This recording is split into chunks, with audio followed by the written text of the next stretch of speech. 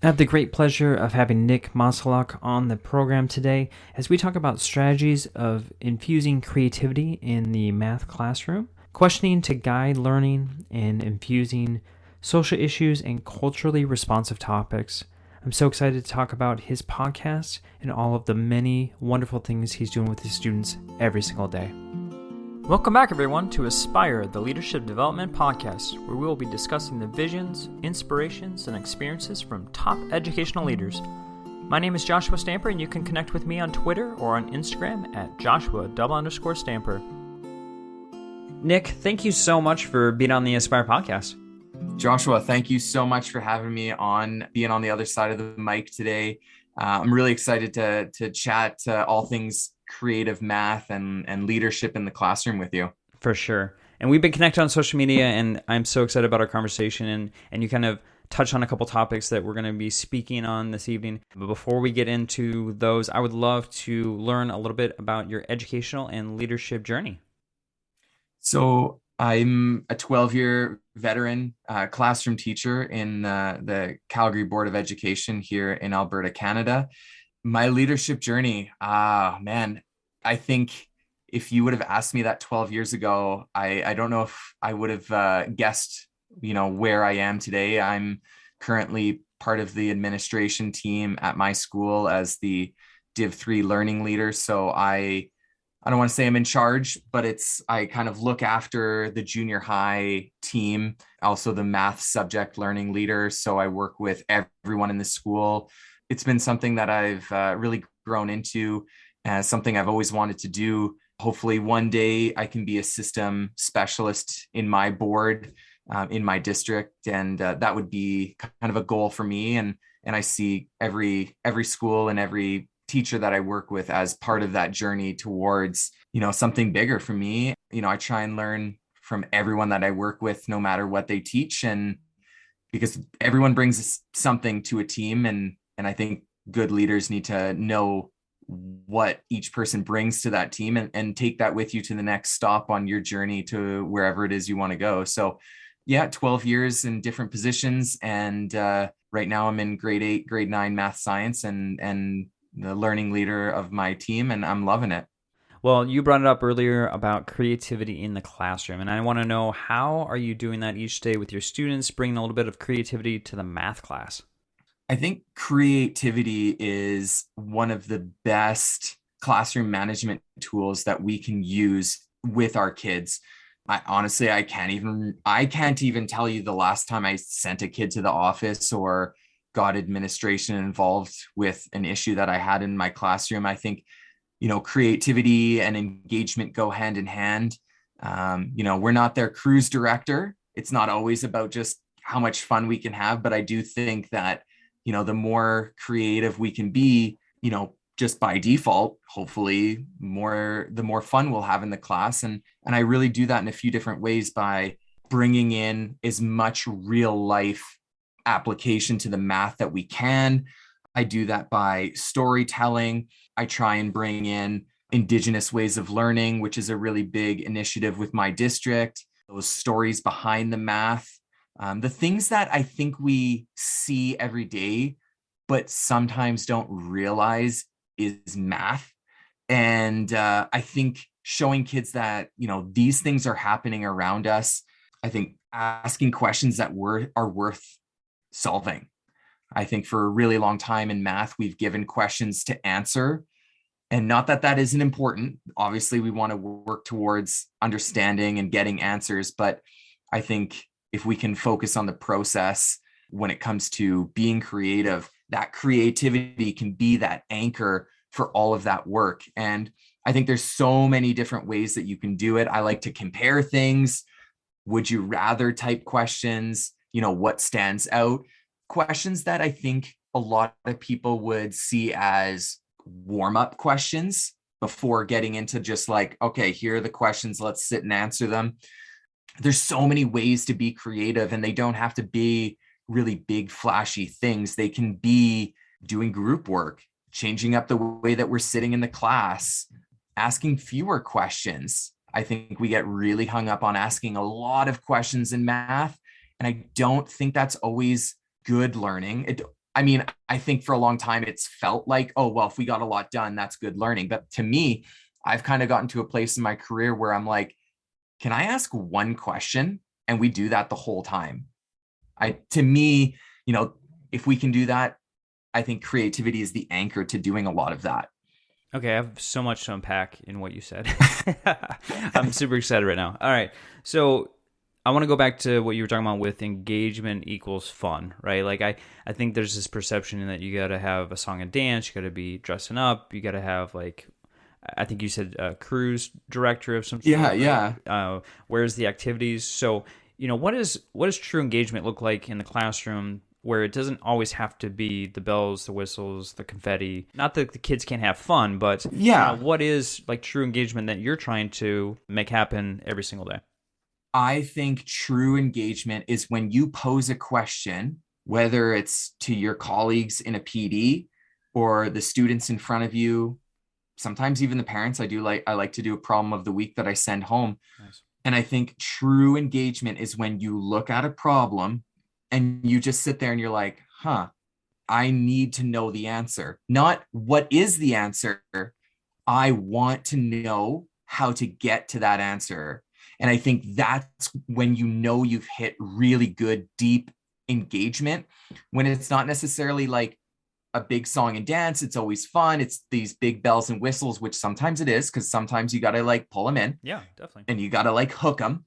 But I think engagement is when you pose a problem and the kids are like, I need to know now. Like, I'm sorry, but like we're not done until we get to the end of this.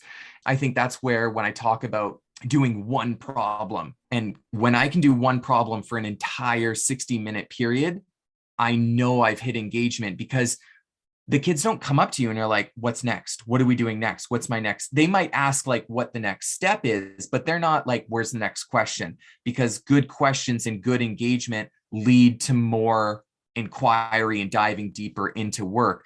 So I think when you pose a question and the room is quiet and then boom, they get into the work, that's when you have really good engagement. And that can come in a bunch of different forms. I really like to do this when I do shapes and space. I know in the US, it's more of like a geometry type. We go with like shapes and space here in Canada. So whether that's volume or surface area, like for instance, I might say, okay, we're working on volume. You need to make a cube with a certain amount of volume. And they understand that because the sides of the cube are all the same. So that's a really good place to start. But then I say to them, okay, now you need to make a rectangular prism to go with that cube. They have to look different. You can't use any of the same numbers, but they have to have the same volume. So immediately the kids are thinking like, they're starting to picture it. They're starting to get wheels turning. Do I make the rectangle first? Do I make the cube first? The cube might be easier. And then you go to the rectangle. And then you do that with like, okay, well, now what's a cylinder? Can you do that with a cylinder? Now you've got a circle and you're throwing in other shapes. And so a good question, and I really like to compare things where it's like, make them the same or make them close or make them super far apart, and building. I think engagement, the more we can get our hands on the learning, the better. So whether that's, making nets, or, I'm right into Pythagorean theorem right now with my eights, and, we can sit there and we can do this on paper all we want, but until you go out into the real world, like there's a polytechnic college like literally across the street from our school. So we're going to go over this week and we're going to do a tour of the campus. It's an older school, so there's parts that are brand new and there's parts that are almost 100 years old. And we're going to look at, is this campus accessible for people in, wheelchairs and walkers and strollers and other mobility issues? And we're going to bring in Pythagorean into that work to say, well, look, these stairs up to this main hall looks like an old building, doesn't look like there's a ramp. You have to construct a ramp to code, or at least come up with like the plans for it using Pythagorean. And they're going to bring measuring tapes and they're going to draw things and they're going to take pictures. And I think when you present work that is like, you want to get to an answer, you have the desire to actually complete the work to get to an answer, but also like there's a creating part to it too. I go back to my shapes in space where it's like, the volume of a cube, the volume of a rectangular prism. I never told them what the volume had to be. They just had to make it. And then sometimes I'll put those restrictions in. For instance, like, I just finished, so there'll be a lot of examples from shapes in space. But I took a piece of poster paper, and some of the poster paper I cut vertically in half, and then some of the poster paper I cut horizontally in half. So they had to choose between, do you want to use the vertical half or the horizontal half? First, they have to choose. So there's the first restriction. Then they need to take that piece of paper and make the largest container they can, because on that Friday, I was going to kind of have a fun day and watch a Nat Geo movie, and then we were going to have a popcorn day. But the container they made needed to hold as much popcorn as they could.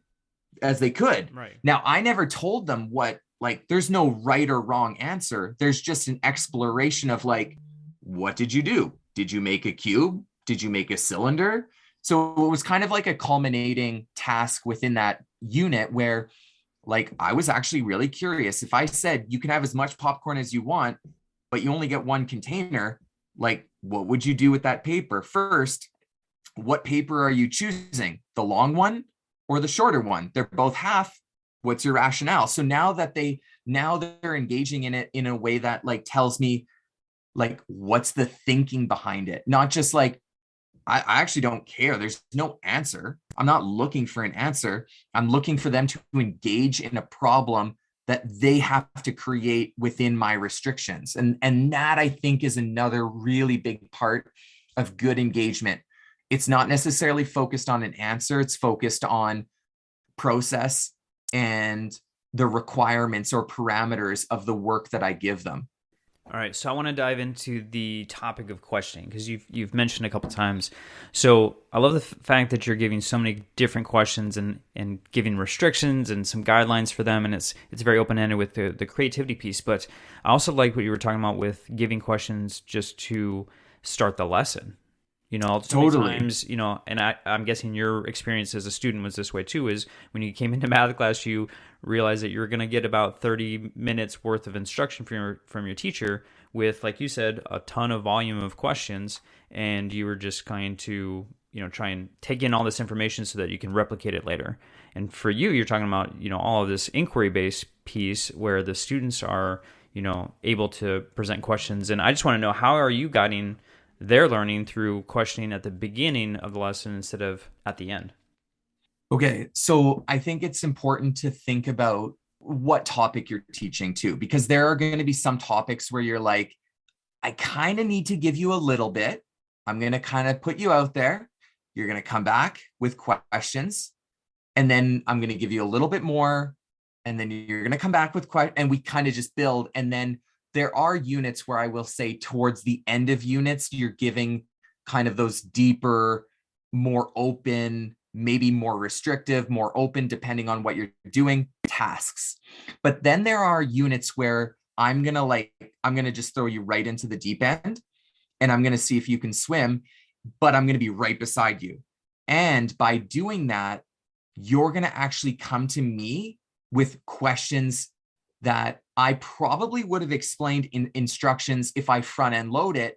But because I kind of threw you into it, now you're coming back with like, well, hey, Mr. M, I don't know exactly what we're doing, but I noticed when we got to this point, this popped up, or this problem came up. And then someone else will be like, oh, hey, we noticed that too. Like, why did that happen? And then someone over there will be like, well, we did this to get around it, but I don't know if that's right. And so I think group discussion is key. I think the other thing with what you've asked is that group work plays a really, really big part in this type of learning. I think sometimes we front end load too much in math, and we tell them too much at the beginning. And now we've taken that thinking out of their minds, because they know we're just going to tell them what to do. Then they're going to take that info and then they're going to apply it. We do our best learning as human beings. We do our best learning in any form when we come across problems, but we need to know how to solve that problem. So we will come up with better questions, and our students will come up with better questions when we give them problems, and then they have to ask us questions about where they're stuck or how they move forward. Because if we just constantly front end load all that thinking, we might be thinking, but they're not now. Whoever's doing the talking is doing the learning. Yep. So yeah, it's a big question. It's a really big question, but I do think there's a fine line between instructing too much and then not enough. It's like, it's that balance. Because sometimes I've given them work and I'm like, oh, okay, that was too much. I better give them a little bit more. And then there's times where I throw them in and it is like, it's amazing what they come up with. So I think if it's a topic that they've had some experience with, like in previous grades, you can have that more like, here's the problem, come back to me in 20 minutes and come back with good questions.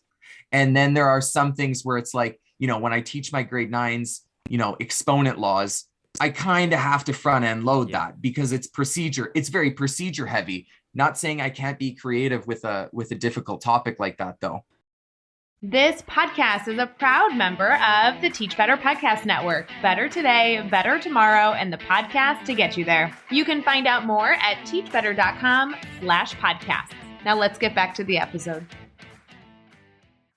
So you talked about social issues, and I thought creating the ramp for the building, that's very practical.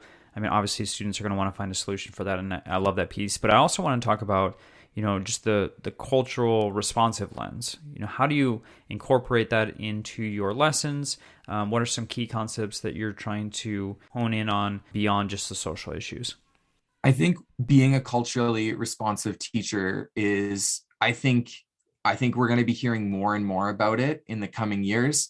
I think it's something that we keep seeing issues pop up on things like Instagram and Twitter or Facebook of teachers doing things in classrooms. And you're like, oh my gosh, like, why you can't say things like that? You can't do things like that. And, being culturally responsive comes in two forms. The culture that is in your classroom that you work to create and that the kids bring to the classroom, and understanding that kids bring things like family issues to our classroom. They bring community issues to our classroom. In Calgary, in the last few years, like many places, we have been a home to many Syrian refugees because of the conflict there. They bring a cultural aspect to our classroom too. And we have to be aware of what those students bring to our class. The other thing when it comes to being culturally responsive is that we can bring other cultures' thinking and perspective into our classroom. Even if it's not my culture, I can do that in a very respectful and honoring way. And it's something that we've been really working on in our district with Indigenous ways of learning and bringing in knowledge of the land in a variety of different ways. And that can be overwhelming for some people. It's still, for me, I'm still trying to get better at that. But I think talking to experts, choosing lessons that you can feel comfortable entering, asking for help. I did a lesson just recently it was a UPIC Indigenous lesson. So the UPIC is an Indigenous group in Alaska, and it's amazing. They have this elder on this YouTube page who shares all these amazing stories and lessons. And it worked so perfectly going into my Pythagorean lesson, where she teaches the kids how to make a perfect square using the middle knuckle on your finger, called the tuknuk. Okay. Yeah, that's awesome. Now, what the cool thing about that is that typically from a Western perspective, our knuckle, we wouldn't probably consider that a standard measurement. Right. But to the UPIC people, that is standard to their body. And they use that knuckle as a measuring device in order to make every shape imaginable. And I did this lesson on how to make a square with no ruler or any measuring device.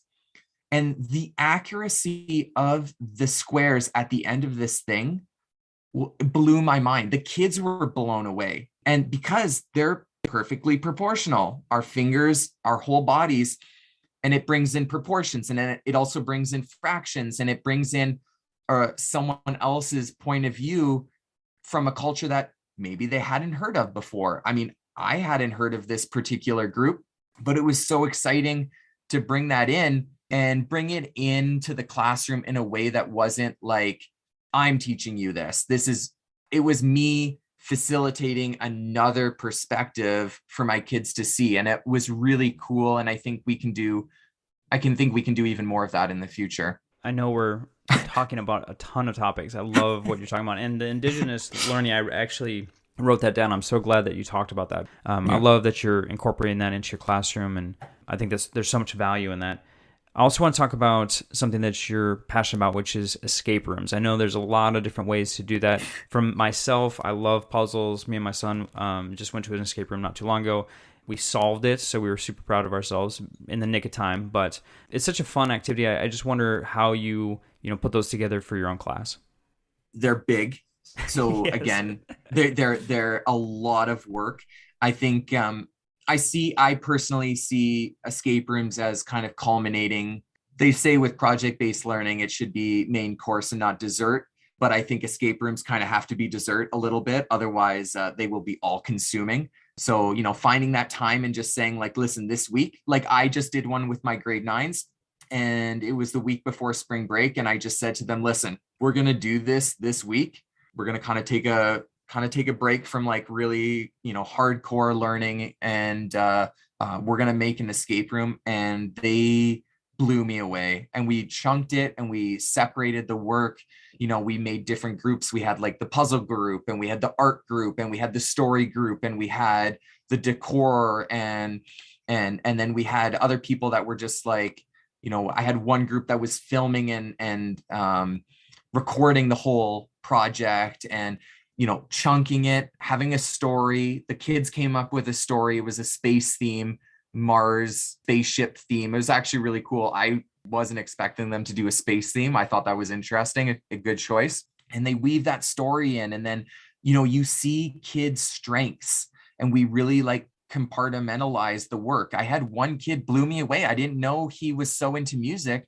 And one kid made the soundtrack for the whole escape room. And not just like he made a couple minutes and then looped it. He made the whole 20-minute music for the whole escape room on GarageBand. I didn't even know he had that in him. That's incredible. And then it's amazing. And then I had kids that were the puzzle group kids, and they made 5 or 6 puzzles that went throughout the room, and they weaved them into the story. And then the story people were making, like they would make like little cue cards with like clues along the way. And I think escape rooms can be a really, really cool way to say, hey, we've done these units so far. I linked it more to math than science, I would say. But I said, listen, these are the units that we've hit.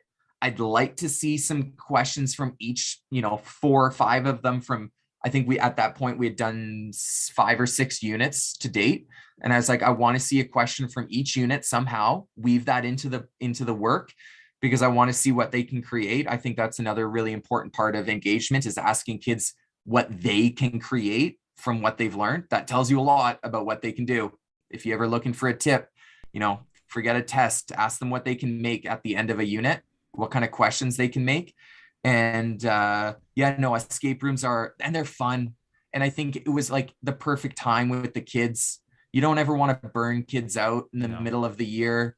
And I think it was a great way to be like, you know what? It was the week before spring break. Let's just have a little bit of fun. The final product blew me away. It was phenomenal. And it was fun to see kids work with each other on a lot of like soft skills that I think are so important that we overlook when we're like doing math and science, I think.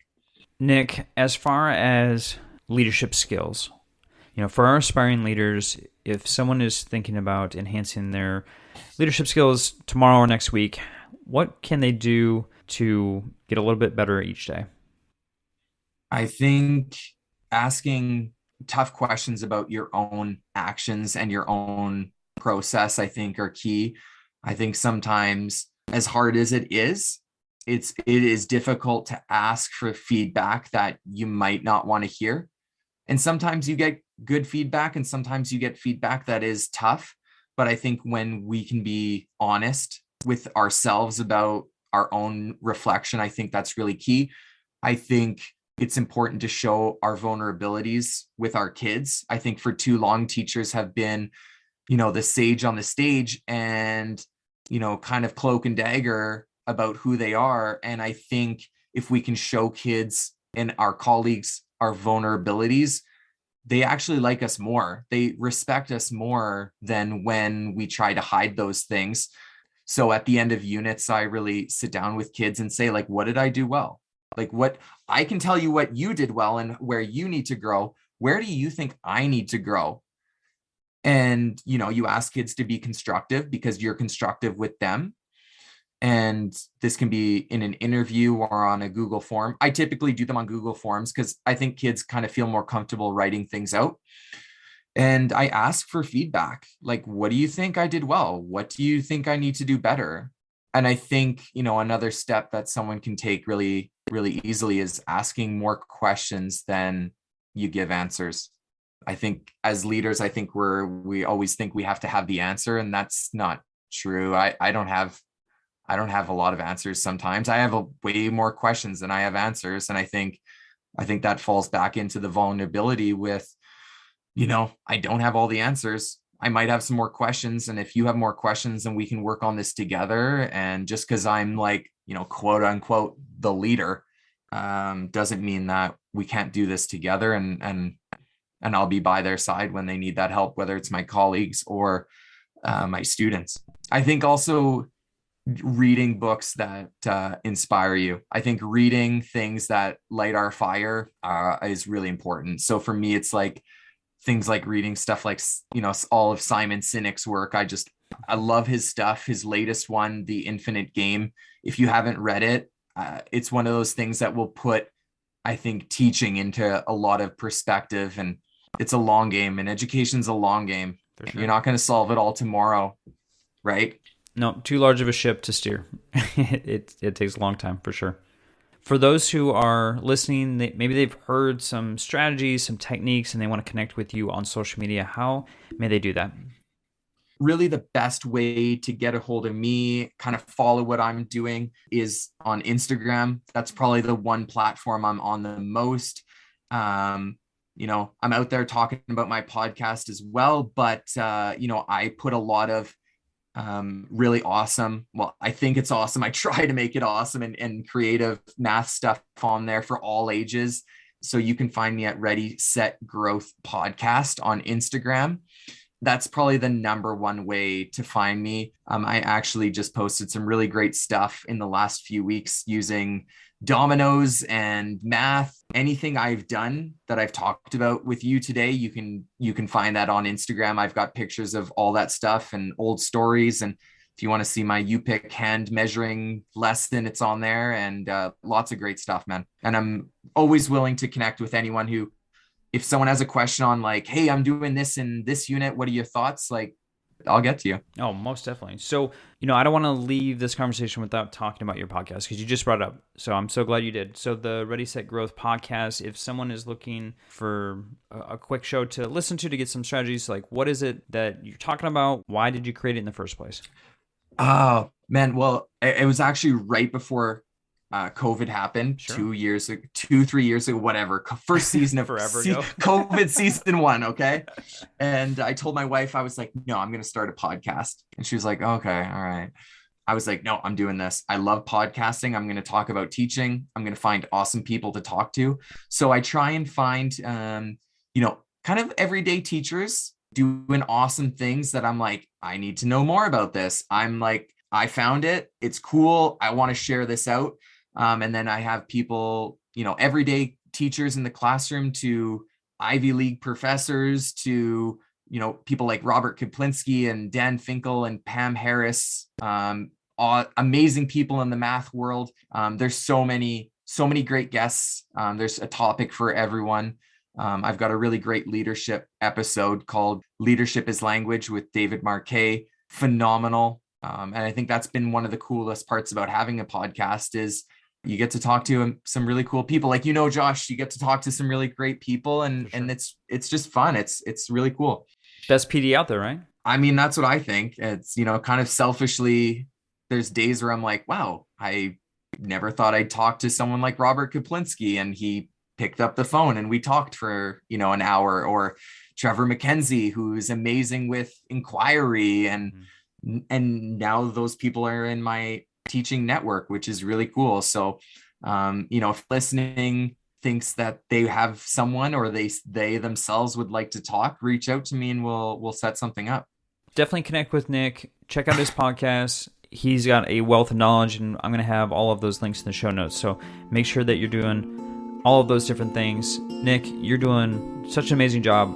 Love connecting with you on Instagram, seeing all the fantastic things you're doing with your students each and every day. You are making a difference, my friend. So thank you so much for being on the Aspire podcast.